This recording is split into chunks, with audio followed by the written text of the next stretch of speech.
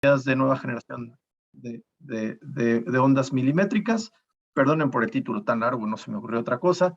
Pero bueno, esperemos que sea una plática corta en particular porque perdimos 20 minutos de esto. Entonces les voy a platicar un poquito de lo que hago, de la compañía para la que trabajo, para que más o menos tengan un contexto de qué hacemos. Y de ahí pasamos a la parte divertida de esto, que va a ser qué son, cómo funcionan, cómo se mueven las ondas milimétricas. Entonces, yo trabajo para una compañía que se llama Ciclo, que es donde actualmente me desempeño. Básicamente soy un vendedor glorificado, les dicen directores, pero no dejamos de ser vendedores. Es una compañía pionera en el espectro de ondas milimétricas. Se funda en 2008 con 8 personas que envisionaban qué iba a pasar. Al día de hoy somos 120 empleados.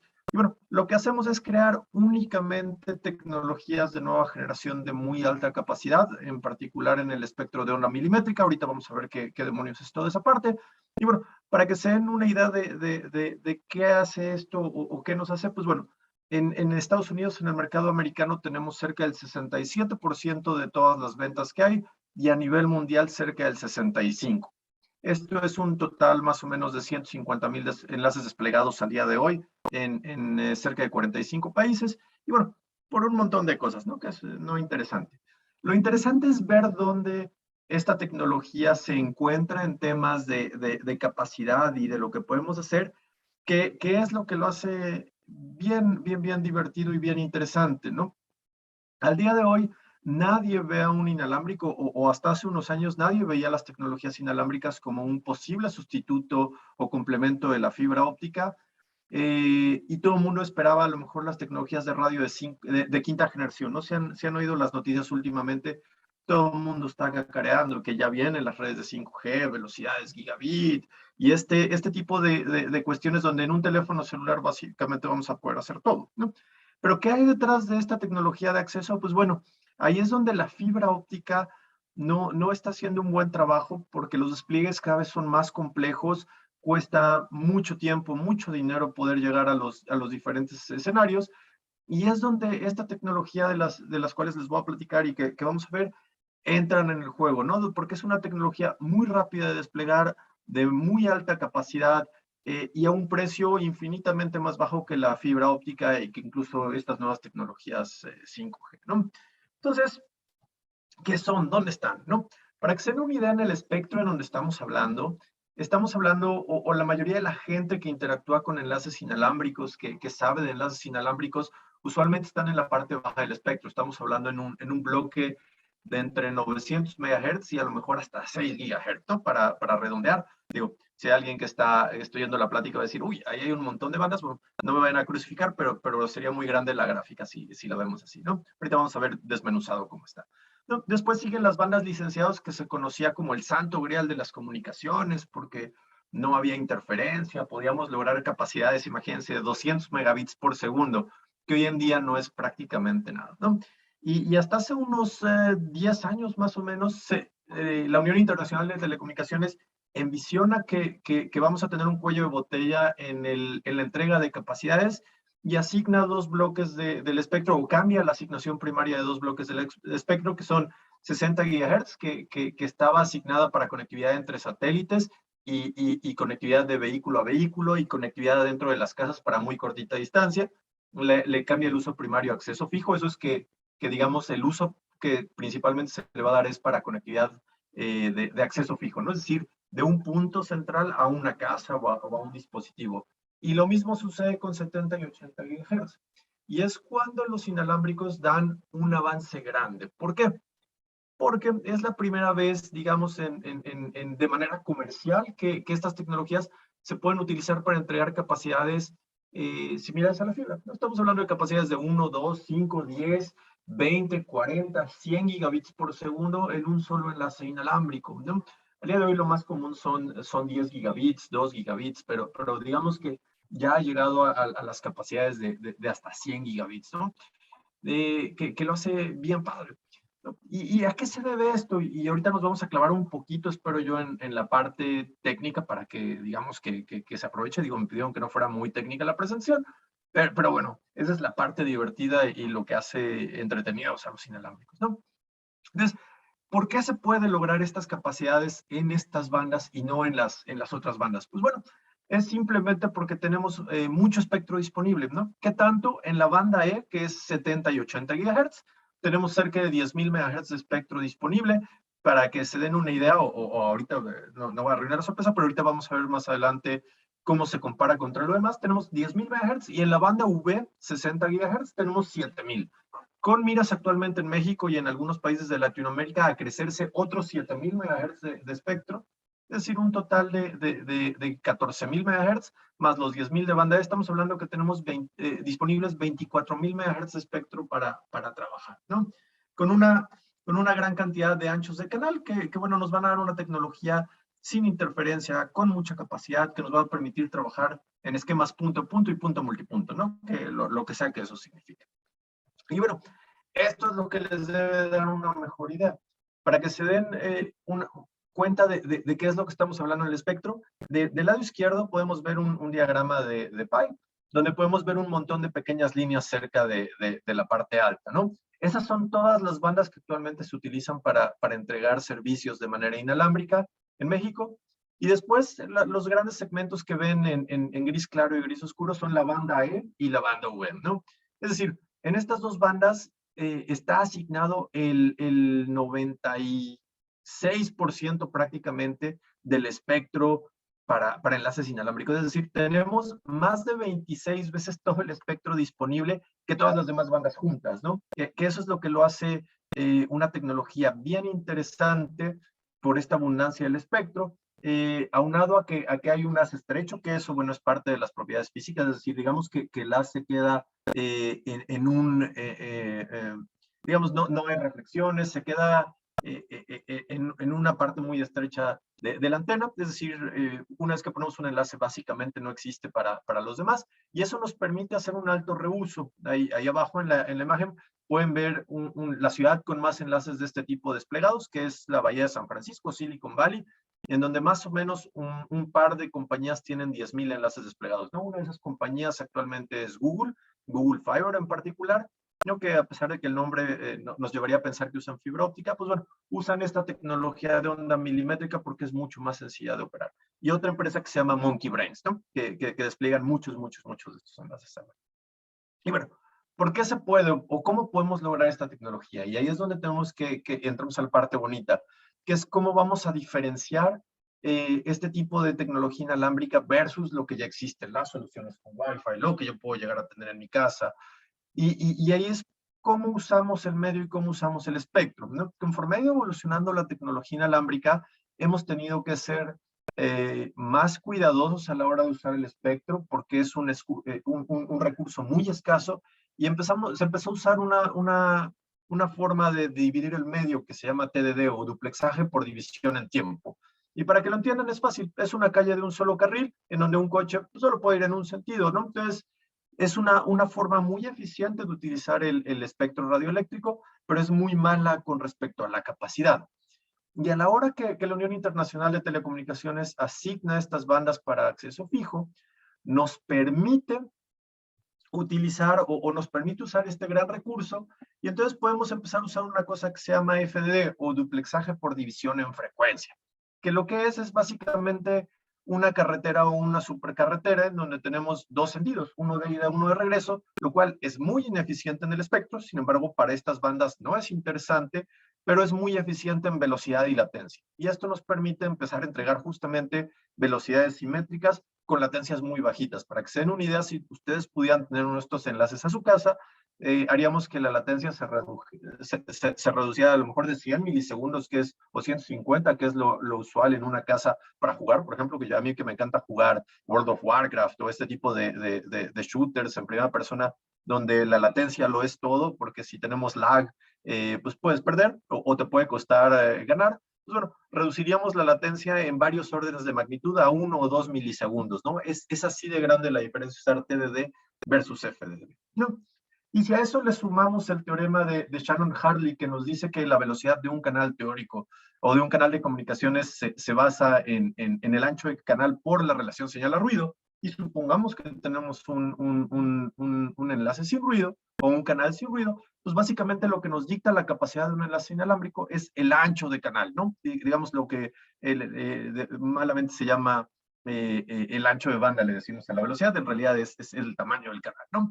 Entonces, aquí, si lo reducimos a solo el ancho de canal, pues bueno, nos va a dar que entre más ancho sea el canal, más capacidad vamos a tener, ¿no? Entonces, por ejemplo, usualmente se usan canales de 5, 10, 20, 40, 80 MHz, es la norma. Y en este tipo de bandas de nueva generación, pues estamos hablando de que podemos usar canales de 250 MHz, 500 MHz, 2000 MHz, ¿no? Que son muy grandes a comparación de lo que se usa de manera común y por ende nos da mucha capacidad, ¿no? Entonces, si a eso le ponemos que podemos modificar o generar modulaciones donde podemos cambiar la fase, la amplitud, la frecuencia, pues bueno, vamos a llegar a que podemos hacer un canal muy eficiente y transmitir mucha información, ¿no? Y esta grafiquita que estoy poniendo es más o menos cómo se ve.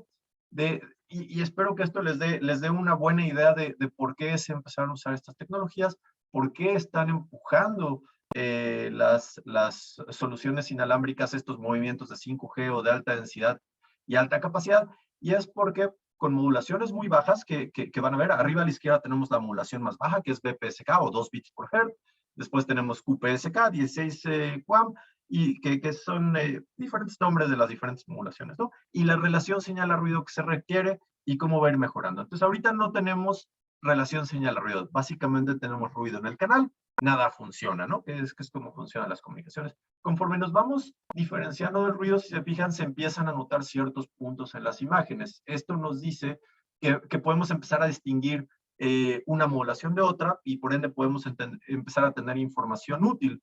Entonces, conforme va aumentando la intensidad de la señal, por ejemplo, ahorita tenemos 6 dB, que es 4 veces si recuerdan la regla de los 3 dB, cada 3 dB tenemos el doble o la mitad de la energía, si le restamos 3 dB. Pues bueno, a 6 dB tendríamos 4 veces más energía de ruido, y vean cómo en las gráficas de arriba ya podemos distinguir perfectamente bien los círculos, lo cual nos indicaría que podemos mandar información de una forma confiable o con poca probabilidad de error, ¿no?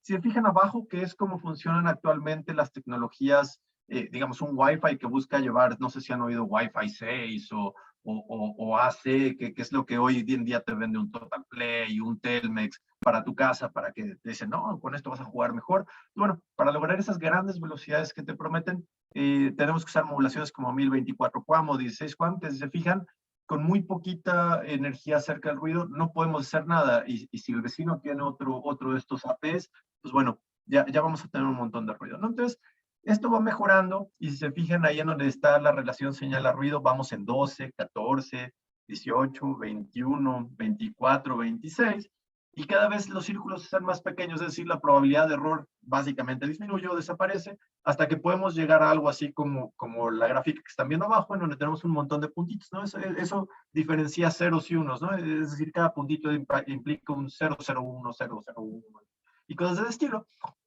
y va a hacer que podamos entregar mayor información. Entonces, si ustedes se dan cuenta lo que requerimos, y voy a regresar, vean lo poquito que requerimos, en donde yo arriba a la derecha ya puedo entregar 1, 2, 5, 10 gigabits con modulaciones bastante simples.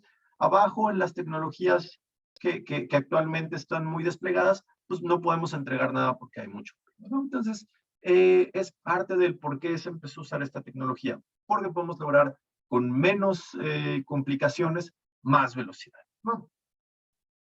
Entonces, vamos a lo que sigue, ¿no? Además de eso, como saben, las comunicaciones inalámbricas no siempre son libres de fallas, ¿no? A la hora de usar un medio como el aire, pues bueno, estamos seguros de que la información no va a llegar correcta, y para eso tenemos que ponerle básicamente guardaespaldas a la información. Y esos guardaespaldas se conocen como FEC, ¿no? Forward Error Correction, o corrección de errores.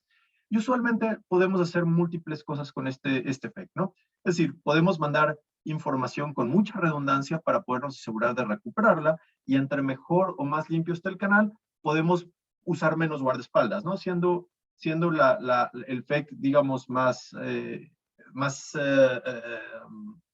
más funcional o donde podemos cometer menos errores es donde yo mando un bit, pero además mando otro bit para respaldar ese, ¿no? En caso de que falle, tengo forma de recuperarlo. Entonces, eso hace que los canales actualmente de manera inalámbrica sean muy ineficientes. Y lo que tratamos de hacer es decir, ok, voy a mandar 5 bits de información con un solo guardaespaldas para eficientar el canal. Digamos, la analogía está interesante. Supongamos que ponemos a altos funcionarios de un país en taxis, ¿no? Si mandamos a todos en un camión, es bastante bueno para nosotros porque el camión sale relativamente barato de mandar, ¿no? Pero supongamos que el camión choca y se te mueren todos, pues no hay forma de recuperar la información que cada uno de estas personas tenían. Digamos que este es un fake de 5 sextos.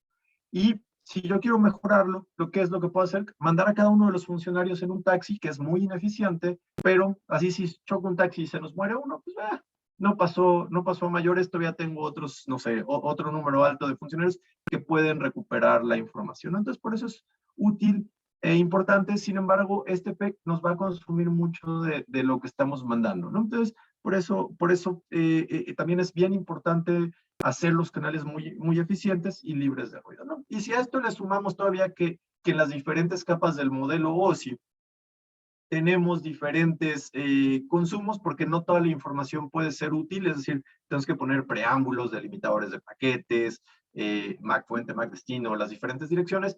De toda esa capacidad que les estoy platicando, nosotros como usuarios en realidad perdemos un montón de capacidad y eso es lo que hace bien ineficientes las soluciones inalámbricas o que el Wi-Fi no funcione como me lo vendieron y sin embargo lo hemos ido haciendo bastante eficiente, ¿no? Y ya casi con eso nos queda muy poquito tiempo, ¿no? Entonces, bueno, en fin, tenemos los tamaños de paquetes solo para que se den una idea por qué buscamos que sean lentas las comunicaciones y eso es para poder hacer paquetes más grandes, para que vean que el overhead o el tamaño de información inútil sea lo menor posible, ¿no? Entonces, vamos a saltarnos eso un poquito, ¿no?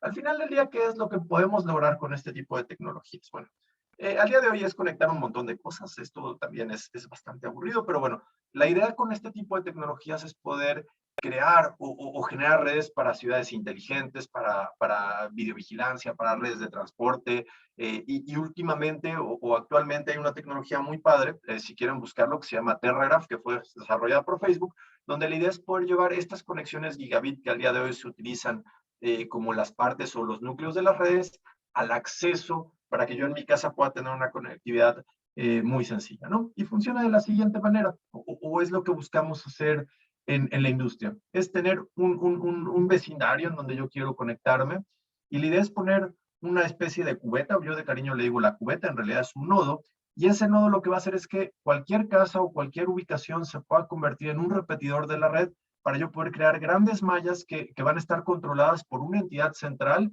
en este caso es un plano de control, es decir, es una red definida por software, donde voy a poder interactuar o va a haber una entidad inteligente, entre comillas, que va a estar controlando todos los parámetros de la red para autoorganizarla y poder tener redes conforme se va requiriendo, ¿no?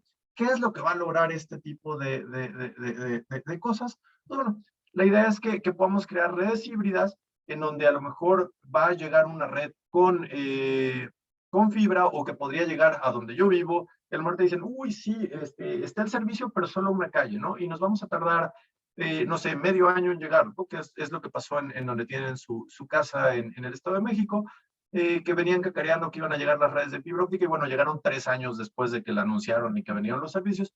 Y eso es porque hay que juntar una masa crítica. La idea de estas tecnologías de alta densidad, alta capacidad de ondas milimétricas es poder reducir el tiempo de años a algún par de semanas para poder cubrir una ciudad, ¿no? Y al día de hoy, lo más padre de esto es que no les estoy platicando lo que a lo mejor podría ser. Al día de hoy, este tipo de tecnologías ya están funcionando en el mundo, en lo que conocemos, y les quiero enseñar algunos de los casos de éxito en donde me ha tocado participar, que son muy divertidos y que cubren básicamente todos los escenarios que se puedan imaginar, ¿no?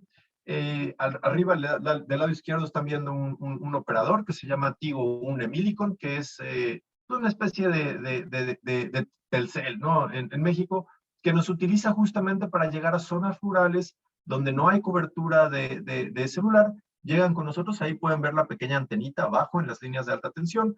Por la física de esta banda podemos trabajar en zonas donde otros enlaces inalámbricos no son útiles y la fibra va a tardar en llegar. En este caso ellos nos usan 2 años antes de poder hacer el tendido de fibra óptica, llegan con nuestra tecnología, entregan el servicio y atacan, ¿no? Las segundas 2 imágenes, de izquierda a derecha, son un cliente que tenemos que se dedica a dar conectividad para gente de bajos recursos, en particular en Ciudad Neza, en el Estado de México.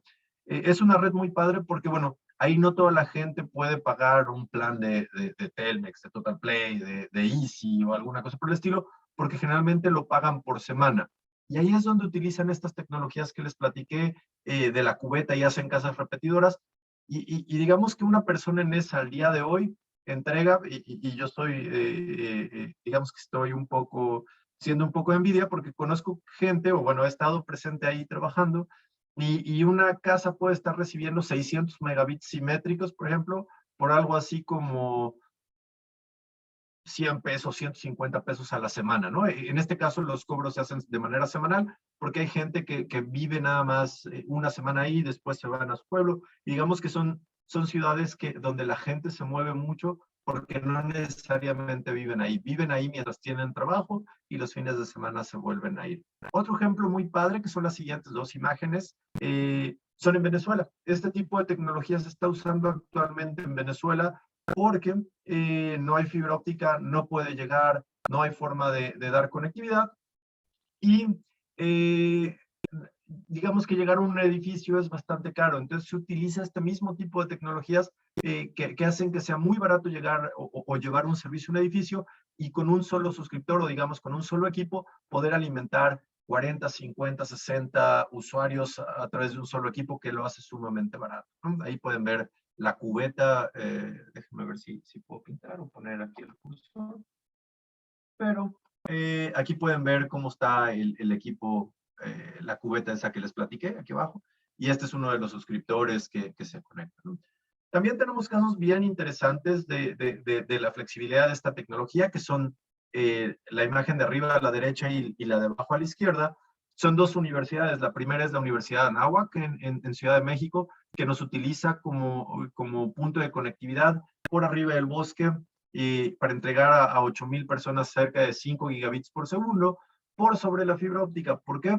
Porque en una construcción cortaron la fibra y no nada más la fibra principal, el respaldo, el respaldo del respaldo y el respaldo del respaldo del respaldo.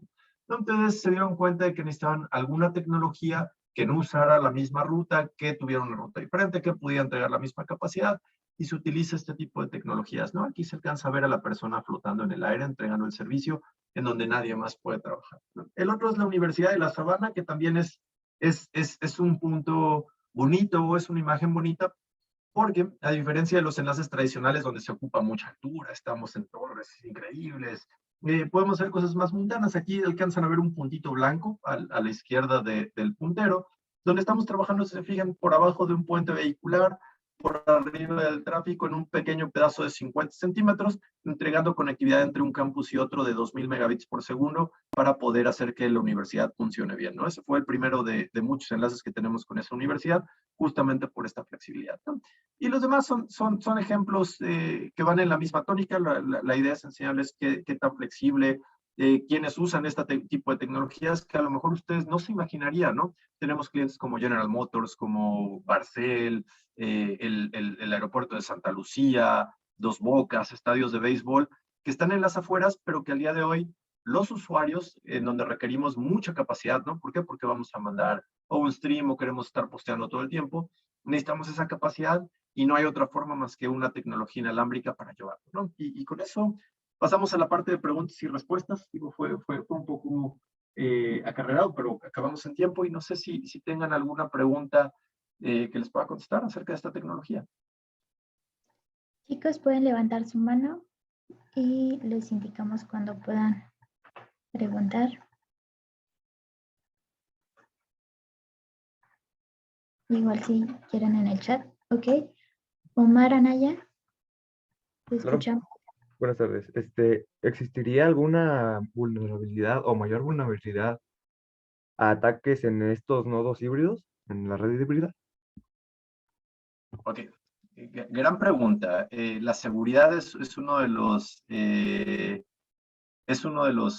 puntos más flacos que han tenido las comunicaciones inalámbricas. En general, digamos que si buscas, hay ciertas tecnologías que tienen cierta vulnerabilidad ahí, y es porque digamos que usan las mismas tripas, ¿no? O estos famosísimos System on a Chip que fabrican o Intel o Broadcom o Atheros, y los venden en masa. Este tipo de tecnologías de onda milimétrica no es una tecnología de uso común. Entonces, fue una tecnología que originalmente se desarrolló por parte de diferentes ejércitos, en particular el ejército americano. Y entonces lleva un escrutinio muy grande que hace que sea muy difícil atacar, por ejemplo, hacer un ataque de man in the middle o poner, tratar de oírlo. El haz es tan cerrado que para que te des una idea, si estás 1 o 2 metros arriba del haz de la señal, ya no tienes forma ni siquiera de censarlo, ¿no? Una de las aplicaciones bien padres de esta tecnología, para que te des una idea de qué tan robustos sos, es para las guerras. Aquí, ahorita yo estoy aquí al ladito, en Medio Oriente, pero se ha usado mucho en la guerra. Tristemente, es parte del desarrollo de las tecnologías inalámbricas.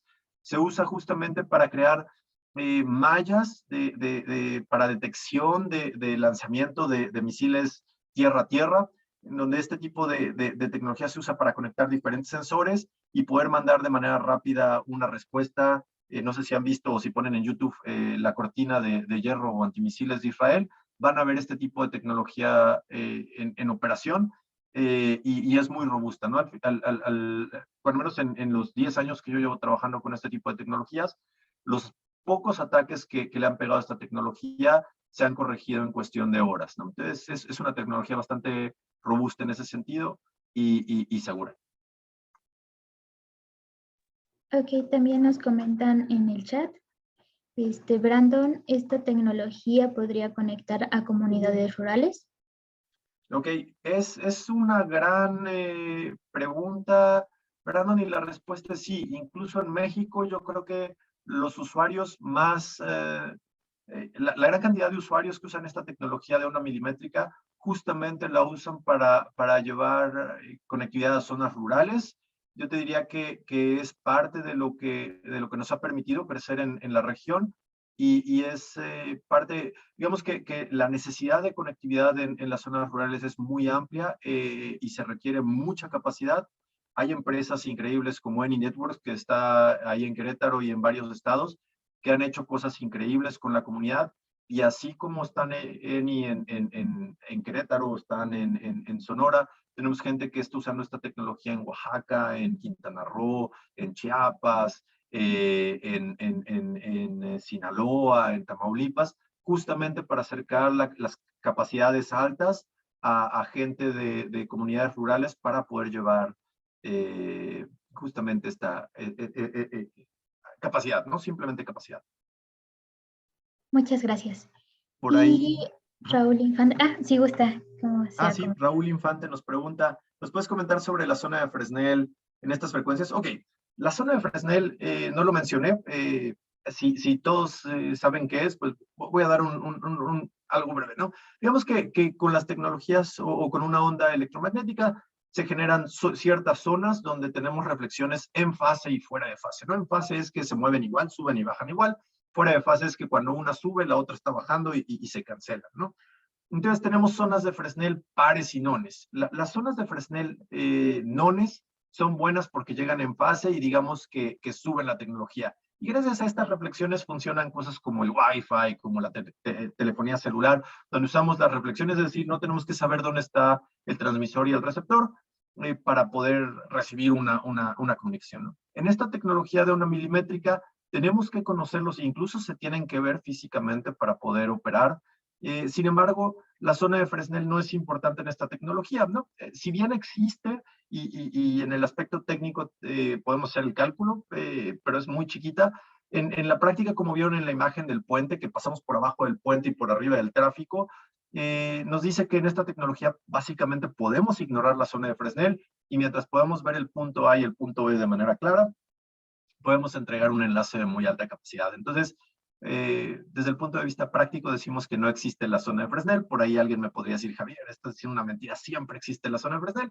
Y sabemos que está ahí, pero nos da flojera calcularla, por así decirlo, y decimos que no existe porque es más fácil para los clientes, ¿no? Por ahí Braulio nos comenta, ¿cómo se comportaría esta red si conectan varios usuarios a un mismo punto? ¿Se realizaría normalmente o no se verían afectados? Bueno, Braulio, esta tecnología en punto a punto, que es la parte que más se ha desarrollado en los últimos 10 años, nos da igual el número de usuarios. Tenemos clientes que pasan 4, 5, 6 mil usuarios por un solo de estos enlaces. Y en la nueva tecnología que les platiqué, que se llama TerraGraph, que es para acceso, podemos conectar hasta 60 usuarios y entregando capacidades de 1 giga, ¿no? Es decir, 1000 megabits por segundo, sin que el usuario note una pérdida real en la capacidad, ¿no? Hay muchas cosas detrás, como una cosa que se llama la sobresuscripción, es decir, cuántas veces vas a revender un megabit al usuario, pero nosotros también lo ignoramos y básicamente es tan rápida la capacidad que los usuarios prácticamente todos verían 1 gigabit de capacidad real.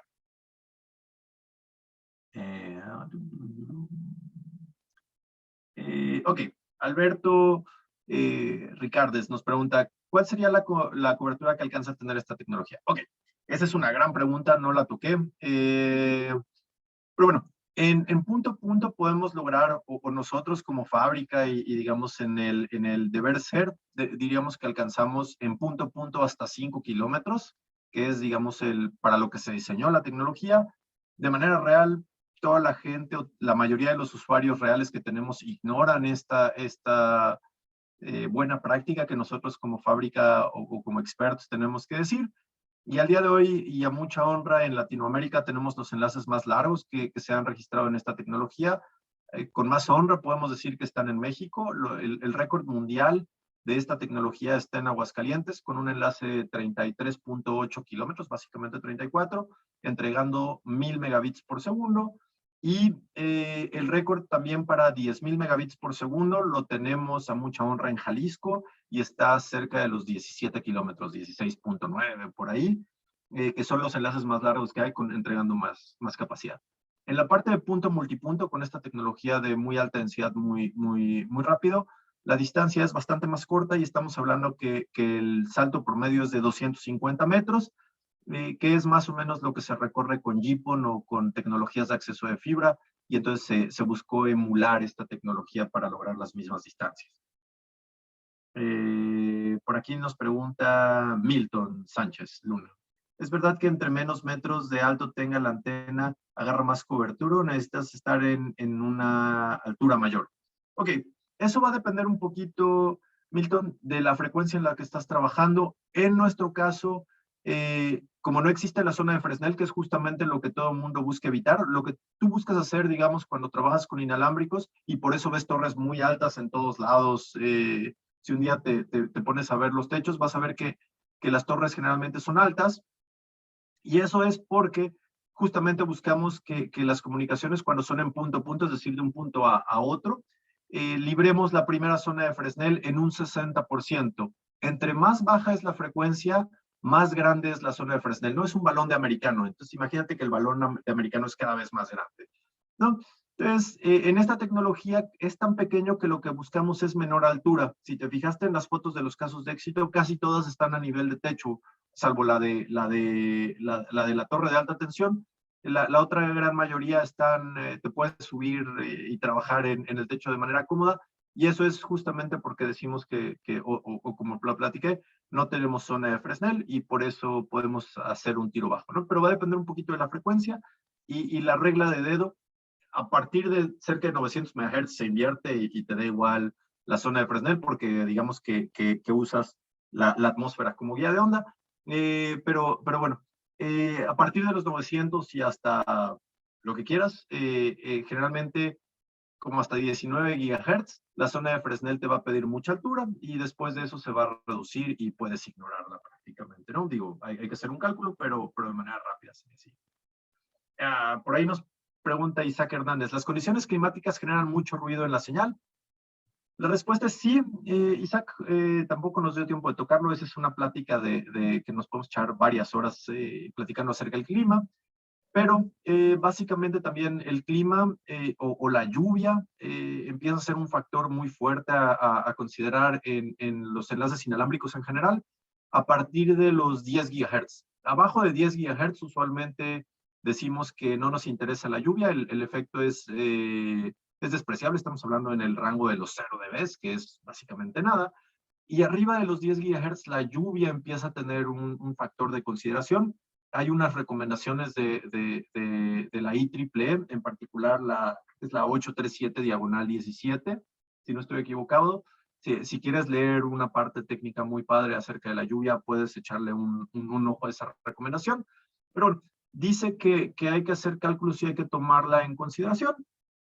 Y entre más alta la frecuencia, más atenuación te va a dar, ¿no? En el caso de las ondas milimétricas, o a partir de los 24 GHz, básicamente, y hasta 70 y 80, ya es plana la cantidad de lluvia que va a afectar a un enlace, es decir, es similar en una banda y en la otra, hay pequeñas variaciones, y eso es lo que nosotros como ingenieros nos tenemos que dedicar, tenemos que justamente hacer ese cálculo para poder lograr la disponibilidad que tú quieres, incluso considerando la lluvia.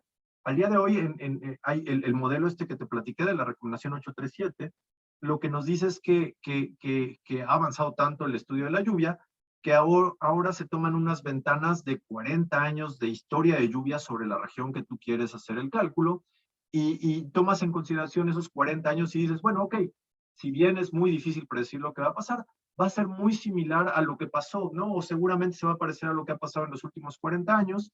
Y entonces lo que tratamos de hacer es ver cómo llovió 40 años atrás. Para que se den una idea, es tan lento esto que la base de datos más actual, que se llama ERA Interim, llega hasta 2017, si no estoy equivocado, ¿no? Es decir, tenemos un lag de unos 5 años con respecto a lo que se tardan en procesar la información.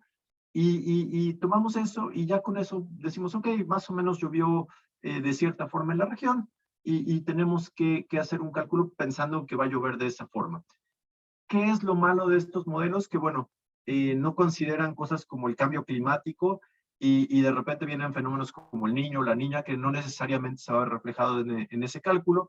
Y bueno, ahí es donde tenemos que usar la experiencia que ya tenemos para saber cómo va a llover, ¿no? Pero bueno, en pocas palabras, le puede meter ruido a la señal. Obviamente, entre menos sea la distancia del enlace, menor va a ser la afectación por lluvia. Entre más grande sea, por ejemplo, este enlace que les platiqué de 33.8 kilómetros, se cae con cualquier lluvia, ¿no? Y tenemos enlaces de muy alta disponibilidad para cosas tan importantes como lo que les platiqué del ejército en México para llevar seguridad, en donde no se nos puede caer un enlace por lluvia y entonces tenemos que reducir la distancia y generalmente son enlaces de 2 o 3 kilómetros donde la afectación por lluvia no existe. No sé si hay más preguntas. Por ahí Eduardo Herrera nos pregunta cuál es la distancia máxima recomendada por un enlace.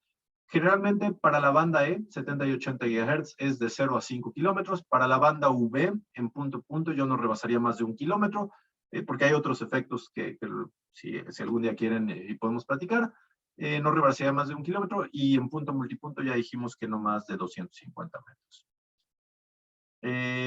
Ok, por ahí Antonio García Galván nos pregunta por qué esta tecnología no es tan conocida como el 5G a pesar de los beneficios. Bueno, ese es un tema de marketing, Antonio, y a diferencia de los grandes fabricantes de tecnología 5G, como puede ser un Nokia, un Huawei, un Ericsson, estas bandas no son tan conocidas porque no tienen tanto presupuesto para que se den a conocer.